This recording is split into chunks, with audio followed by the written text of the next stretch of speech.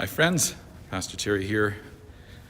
We are Okotoks Alliance Church, and these are Thursday Thoughts. It's been a gloriously sunny day out there at some points, not quite so much right now, but really glad to be here with you today.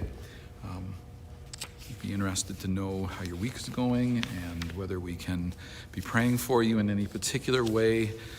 Always feel like you can reach out to us. I'll be taking tomorrow off. Normally Friday's supposed to be my day off. It doesn't happen very often, but it's going to happen tomorrow, in part because our good friend Bill Black is going to be opening scripture for us this Sunday. Bill's part of our board of elders. He leads worship on a regular basis, and he and I were in a conversation a few months ago, and it really occurred to me that whenever Bill reflects on his spiritual journey, he very often reflects on something his grandfather said.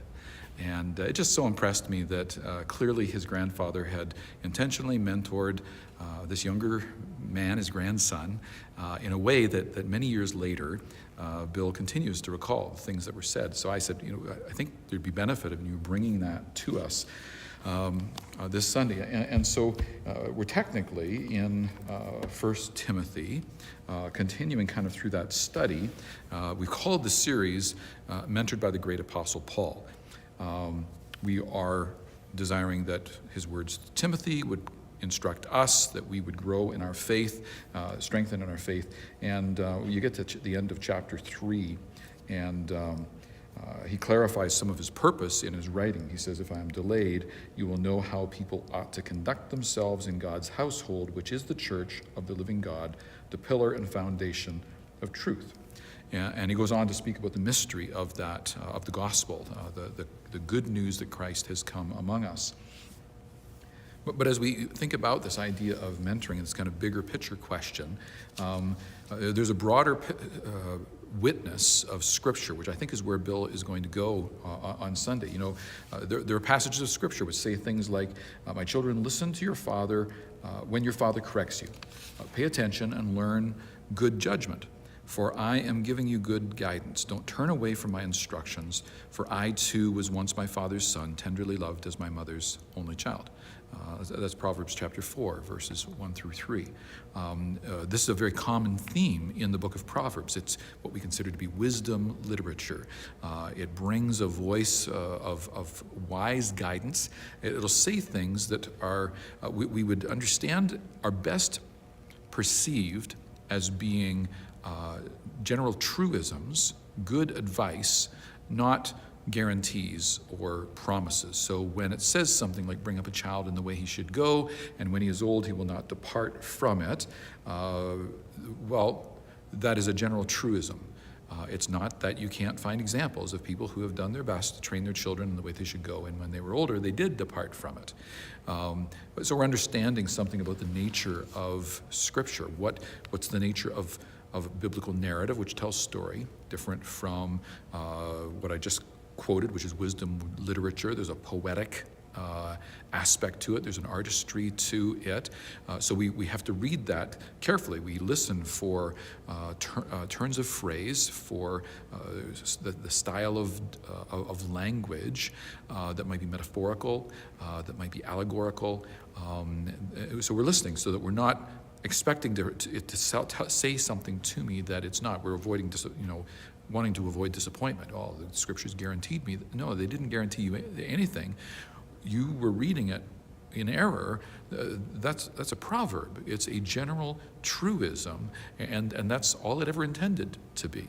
And so take it to heart and learn from it. So when when we read something like the heartfelt counsel of a friend is as sweet as perfume and incense. Well, the point there would be that when a friend corrects me, I want to be able to receive it as something that's sweet as perfume and incense. That's Proverbs 27, verse 9. Who has the privilege of speaking into your life? Who has the privilege of correcting you? Who are you learning from? Are you guarded about the sources that you are learning from? This is something that Paul has been on Timothy about through all of this. Timothy has been commissioned to the church in the city of Ephesus because false teachers have been there, and Paul's told him to tell them to stop, impede them from continuing to teach their false, and in some cases, what they're teaching has the risk of absolutely undoing someone's faith. It could have eternal consequence, horrible eternal consequence for them. Who are you learning from?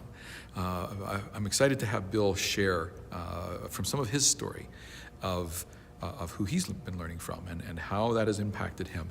And then how can we, as those who want to be mentored by others, how can we posture our hearts and ourselves in such a way that we learn? So I hope you can be with us this coming Sunday. We will go live. Our live stream will start up at 9:50. The service begins at 10. We're open for in-person worship. We'd be delighted to have you join us.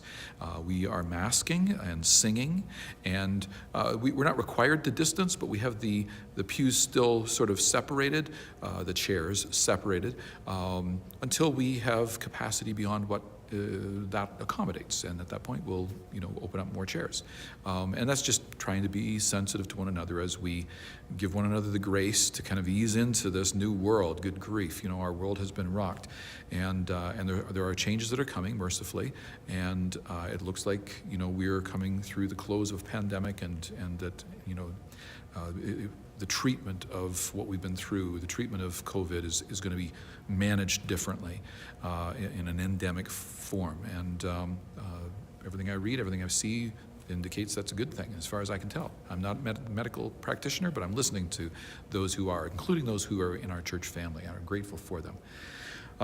So, Kids Zone is open. If you would pre-register for Kids Zone, that helps our teachers prepare really well. One of our teachers, Sheila Marsh, is going to be going to Africa on Monday to work with a mission organization that she's worked with there, Bless the Children. And so we're going to have her share briefly. We'll pray for her on Sunday, and she'll teach in the elementary division. And then she'll be off for a couple months, and back in April, I think the April 16th. So anyway, that's some of the stuff that's going on in the life of the church. Just a reminder to pray for our Guatemala team. We have 5 of our church family that are down in Guatemala working with a church that we've been trying to support and encourage there in that second or third world nation of Guatemala. Pray for them as they continue in their ministry there and come back next week. So that's a few of the things that I just remind you of on this Thursday. Those are some thoughts. I'm Pastor Terry Lee. We are Okotoks Alliance Church, and I'll